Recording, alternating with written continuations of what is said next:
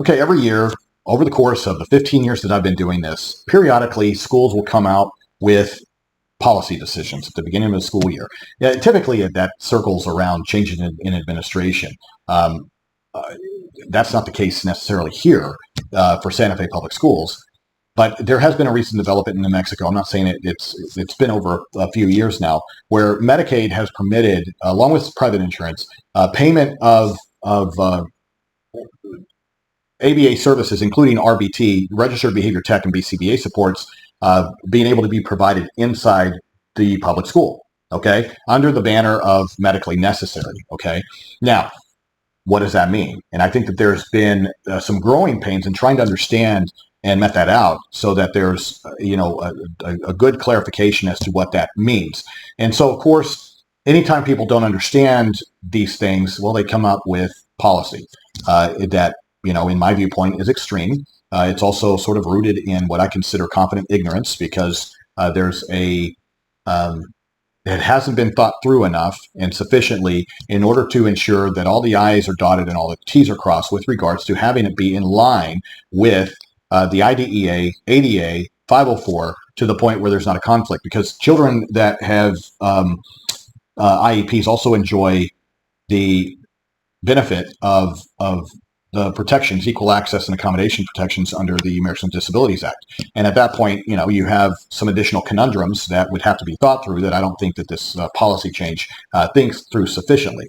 Now, and I'm going to get into that because I highlighted it because it's sort of a singular attack toward the IDEA in raising this issue of what is medically necessary and what is the responsibility of the district. And this is my problem, is that I don't think that it's mean-spirited. I don't think that, in coming up with this stuff that people have sinister motives. I think a lot of it is they simply don't know. But so many decisions in this world and mistakes are made through that confident ignorance in decision-making positions.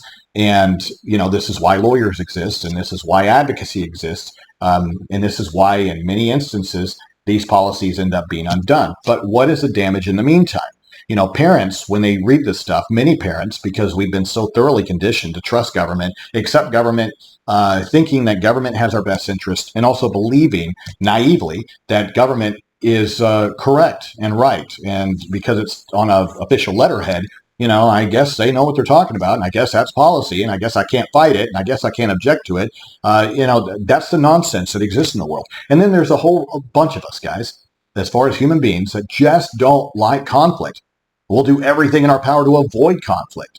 And so therefore, we tend to capitulate a lot easier than other human beings. Some go for the jugular and they go for the gusto, and I don't necessarily agree with that either. There's a balancing in how we need to address each other and interact with each other to where we work through these disagreements and we work through our understanding of what things mean and don't mean.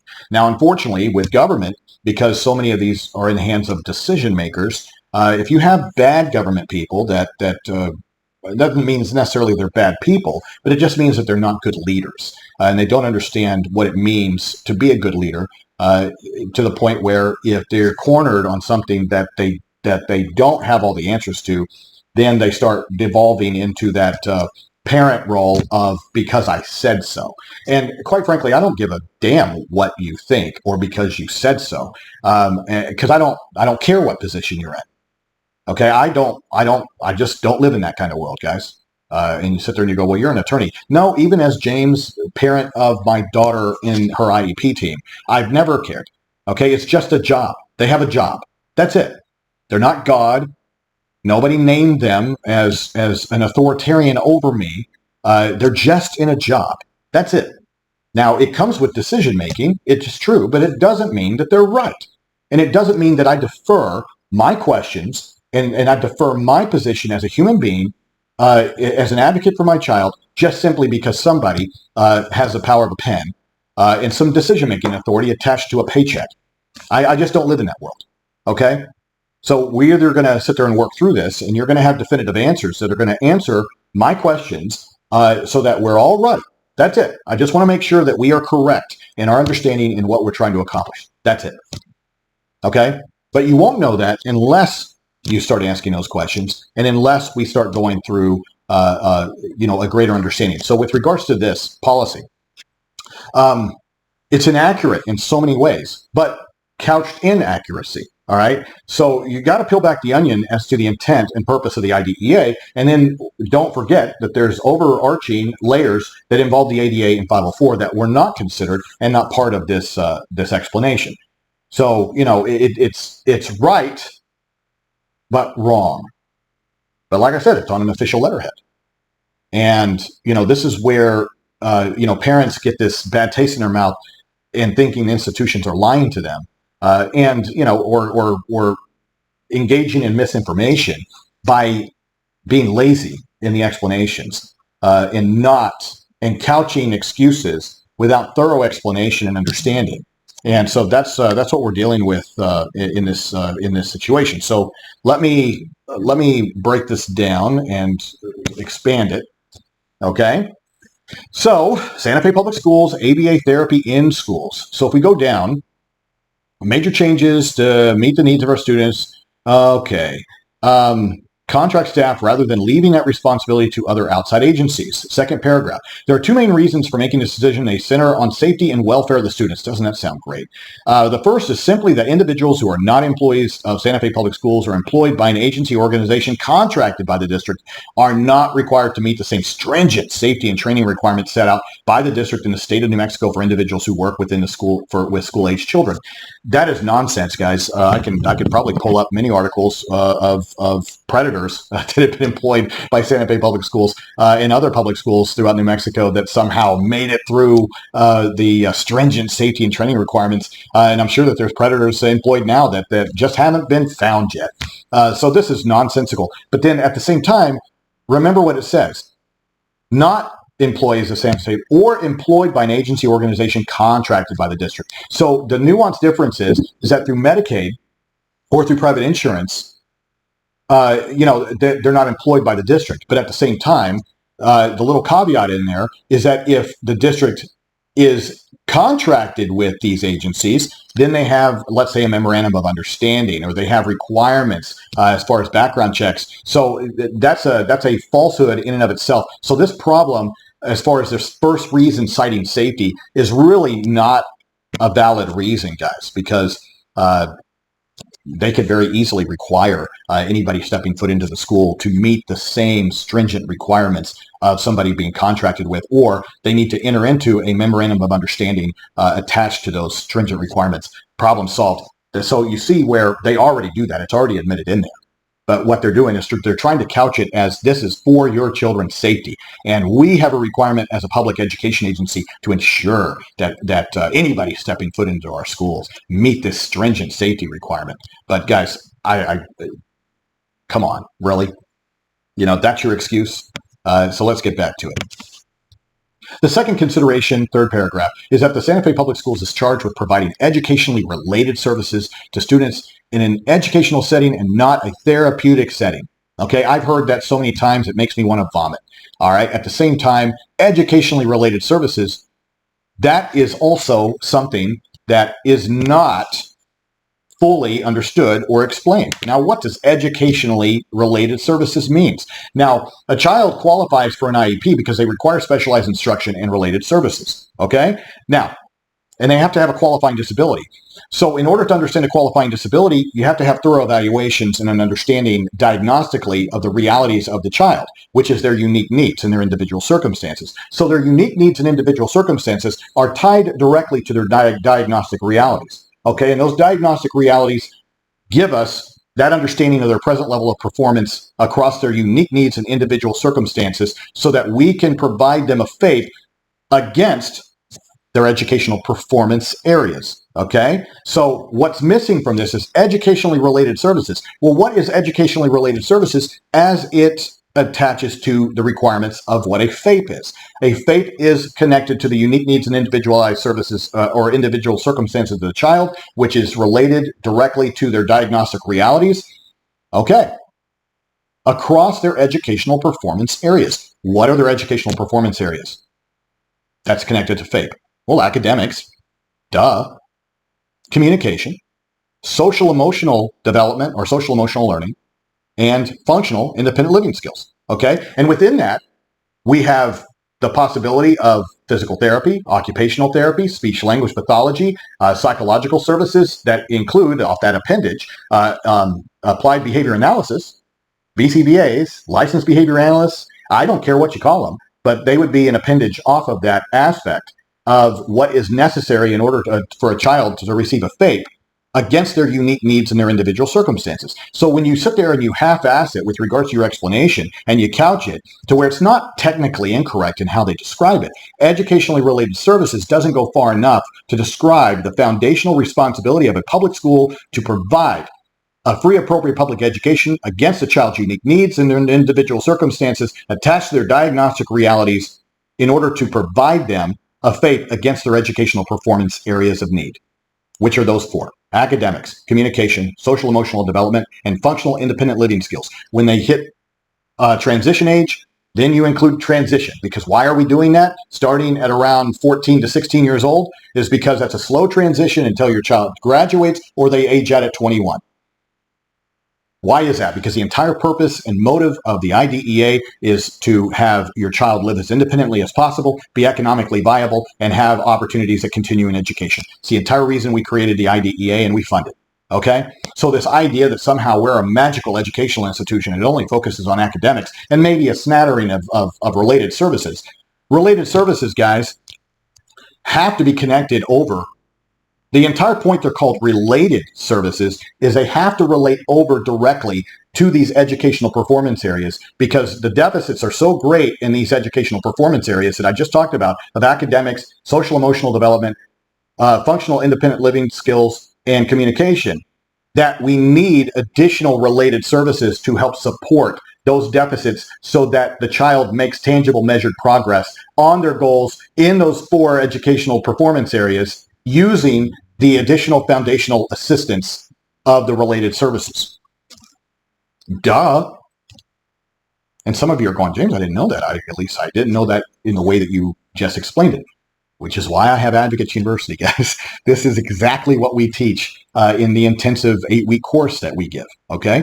I layer it, I pull it all together so you can understand it, okay? So that when you read nonsense like this, you can decipher it and you can weed through all the horse shit. I'll speak Italian for this one. Okay. So, second consideration is that Santa Fe Public Schools is charged with providing education-related services to students and is an educational setting and not a therapeutic setting. But at the same time, guys, we have nurses at schools that absolutely go into self-contained environments, PTs, SLPs, behavior analysts, PTs. We have adaptive PE teachers. And so to sit there and tell me that somehow we do not cross-utilize self-contained environments as a therapeutic type setting is absolutely nonsense. It all depends on how you describe or define therapeutic setting. But it sure as hell looks like one to me, depending on the individual's needs and circumstances of my client. Because I have some students that I've represented over the years that require a full-time nurse. Now, why is that? Because it sure as hell looks like a therapeutic setting that child requires. It all depends on the individualized needs and circumstances of the student. Okay?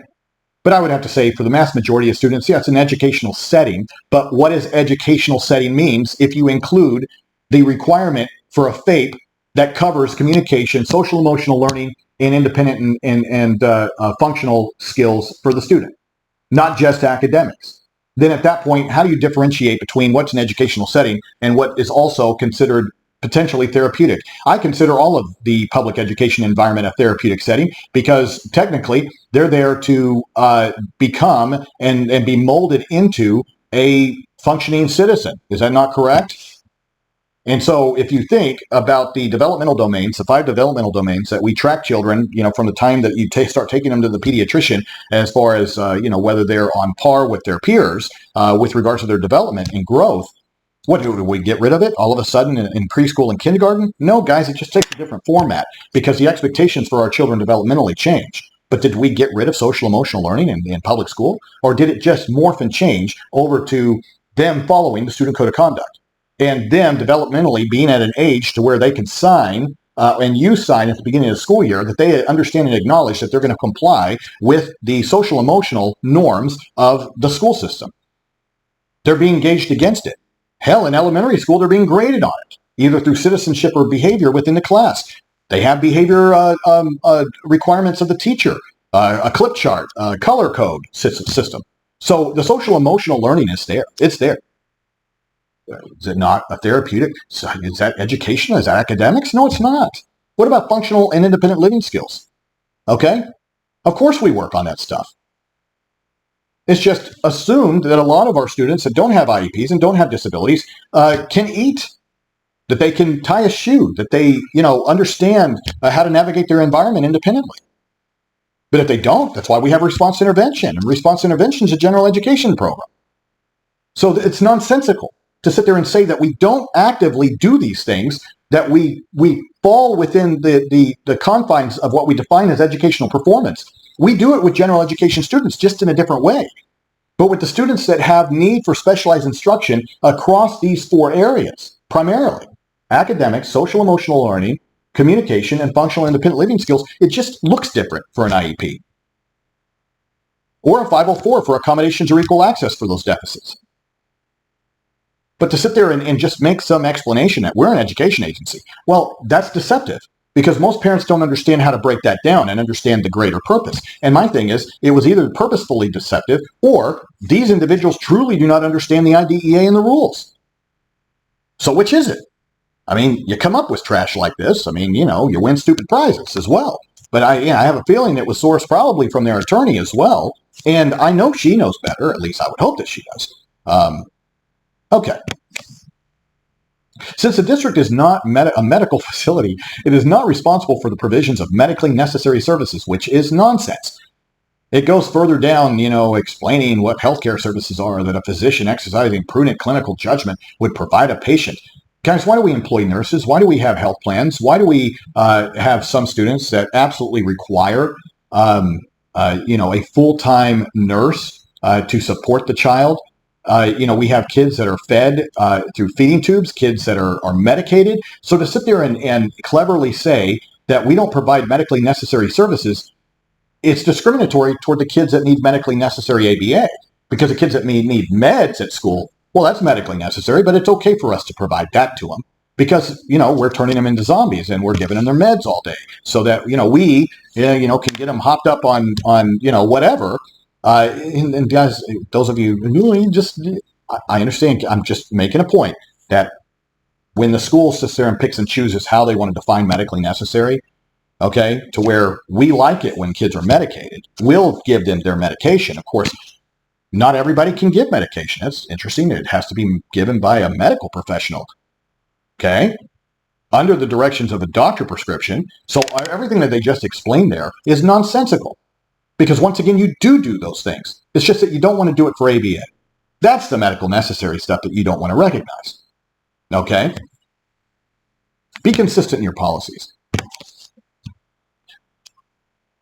So, in an appropriate manner with staff of its choosing, if a child requires medical necessaries such as ABA therapy or physical therapy to meet medical needs, those services will need to take place outside the educational setting. And once again, that's true and not true. So you sit there and say, well, in what way is it not true? Well, it's not true because, and this is a big one, guys. If a school system is required to provide your child a free, appropriate public education, the first priority is to consider your child's needs, their educational performance needs, against the standard of the school providing your child a free, appropriate public education. Whatever remaining time after that determination of FAPE is made by the IEP team, if there's any remaining time during the day that's unstructured, that isn't called for, then yeah, it can be used for medically necessary services. Why not? The child's there. But at the same time, if the school system, per the IEP, is required to provide your child a FAPE, and the educational performance need of your child with regards to social emotional learning, and then also functional independent living skills and communication and academics, they're all overarching, requires ABA therapy, then it's not a medically necessary thing anymore. Now it's attached to the provision of FAPE. My child cannot receive a FAPE unless they're receiving this specific approach. Being a instructional approach, methodological approach, doesn't matter. They require this approach in order to learn. They require a functional behavior assessment. They require a skills assessment in the form of an ABLES or a VB-MAP, which then lead us to how many instructional minutes does this child require in order to make tangible, measurable progress against their goals. Well, now it's no longer medically necessary ABA anymore, is it? It's now ABA that is connected to the provision of FAPE, two totally different things.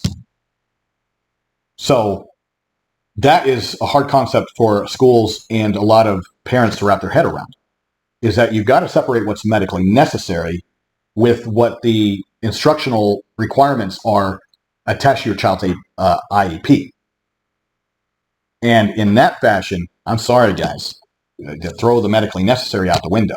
It's your responsibility as an educational agency at this point to now go back to that second paragraph to where, for safety reasons, you need to contract with somebody, an outside agency organization contracted by the district that meets your stringent safety requirements. So it's not a bar, an absolute bar from bringing in an outside agency that has an expertise in this area. You just got to make sure that you're weeding through the nonsense that is being provided attached to your child's IEP and the provision of FAPE, and not under the idea that it's medically necessary.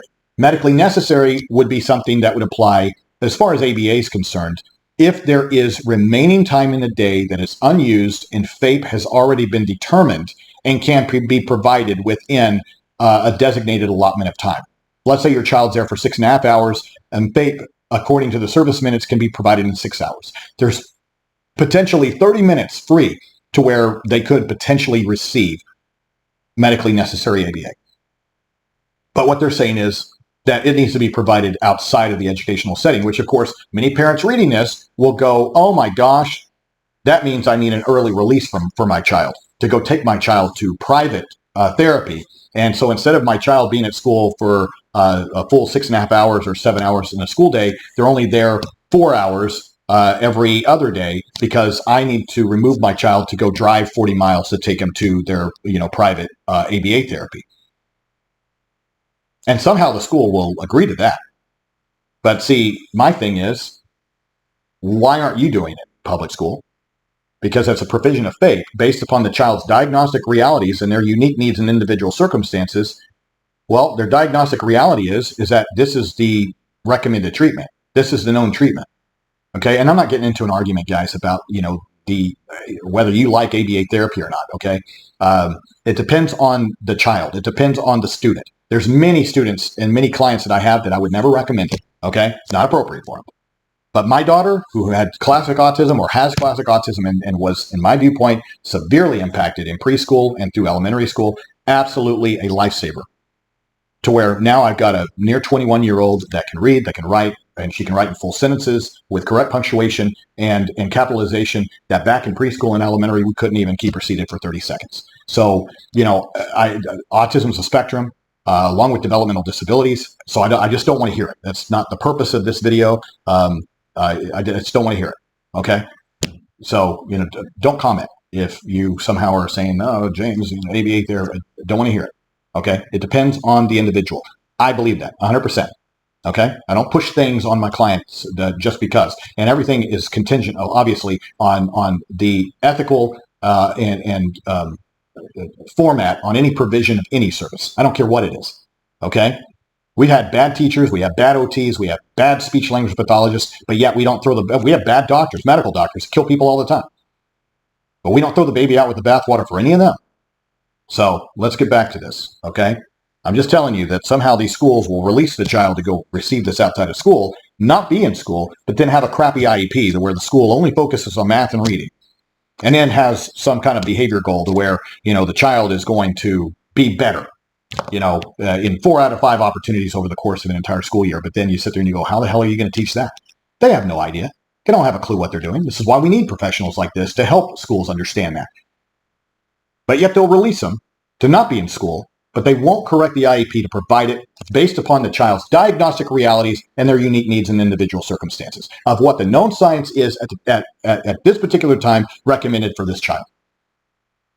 Okay, and I know that the schools will say, well, James, they get first priority or primacy to determine methodology. Yeah, they do, until they screw up and they can't provide a FAPE. And when they can't provide a FAPE, then that's when Big Bad Dog comes in, and I get to tell you what methodology you're going to use. Because I have 2 prior years to where you had a bite at the apple, a couple bites at the apple, and you failed miserably. You failed miserably in your responsibility to thoroughly evaluate the child, understand the child, and develop an IEP that is meaningful and that can provide a FAPE. That's not my fault. That's on you. And so at that point, step aside. We're going to try what the parent has recommended and that you keep denying. And yes, you had your first bet. You struck out. So step aside. Casey. It's a Gen X reference, Casey. Okay, so let's look at the rest of this real quick. Let's move down to page 2.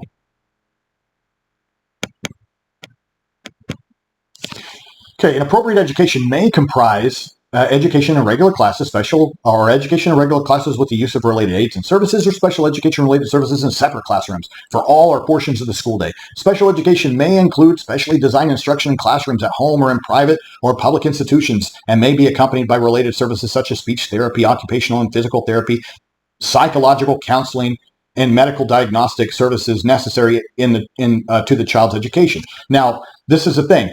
They mention related services, but guys, anybody who reads the IDEA knows that it's not an all-encompassing list.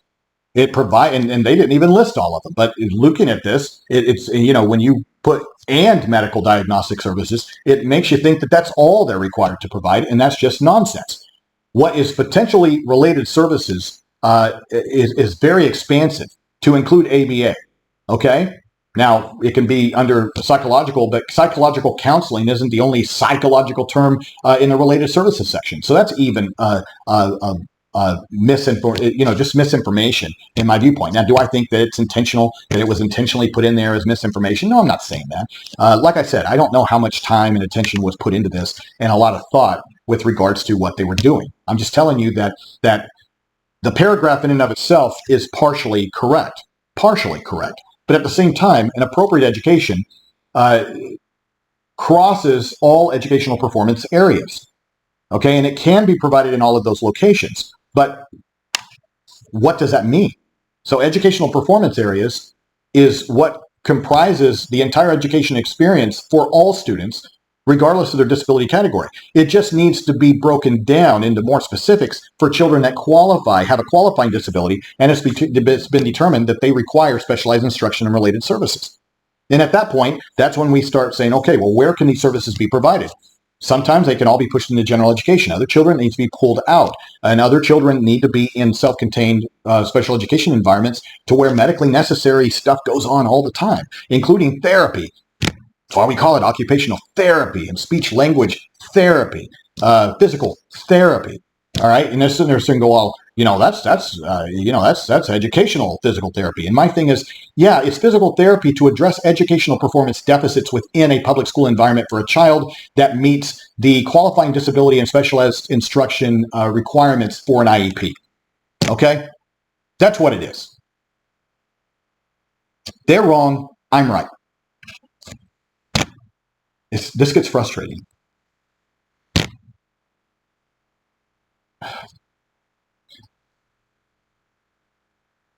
So education service by itself, like I said, has not been expanded or defined in the way that it should and according to the IDEA. So therefore, a lot of parents are going to misunderstand. They're absolutely going to misunderstand. And that's unfortunate. Okay?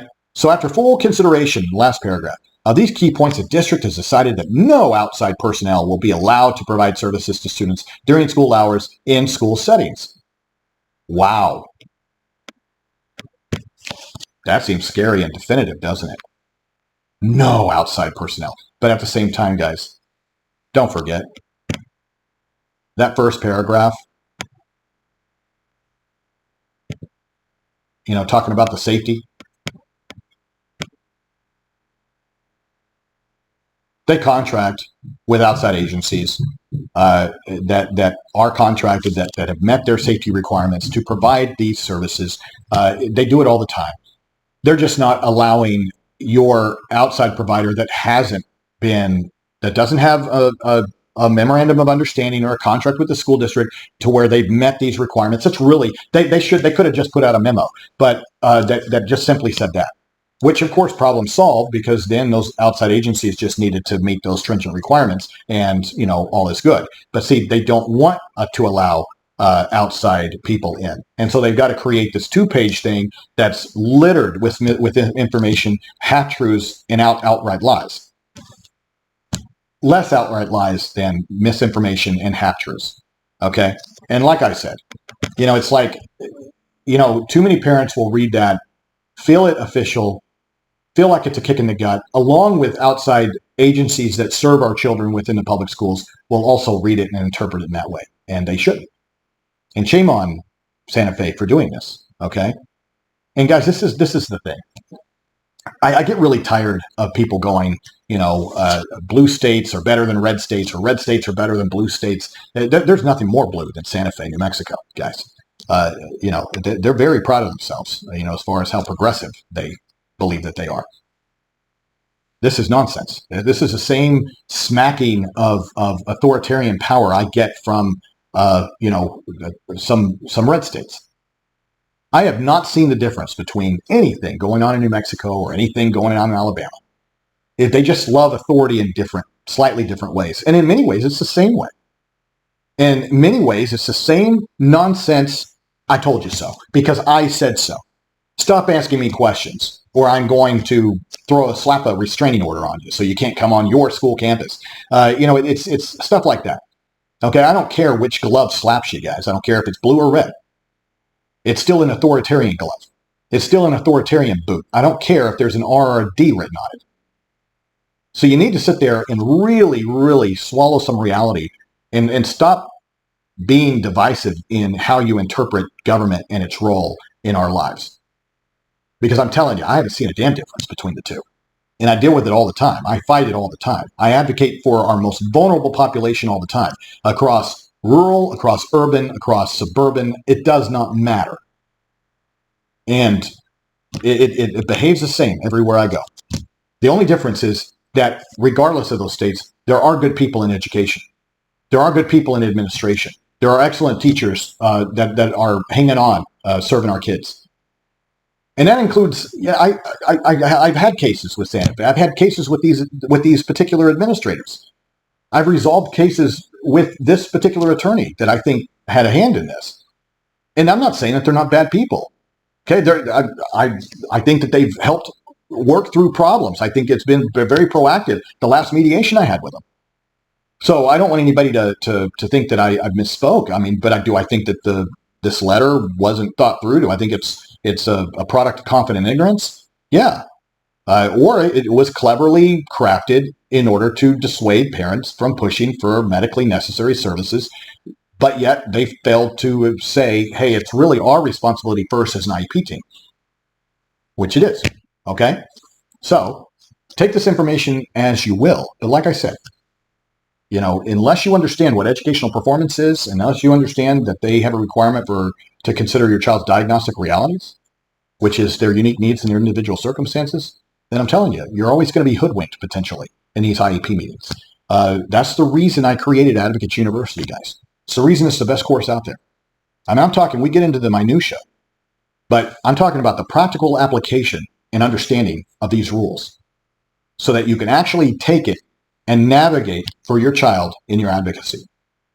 That's how I designed it, okay? Anybody can just give you information, guys. Plenty of courses that do that. But Advocates University is 1 to 5 steps above that even, okay?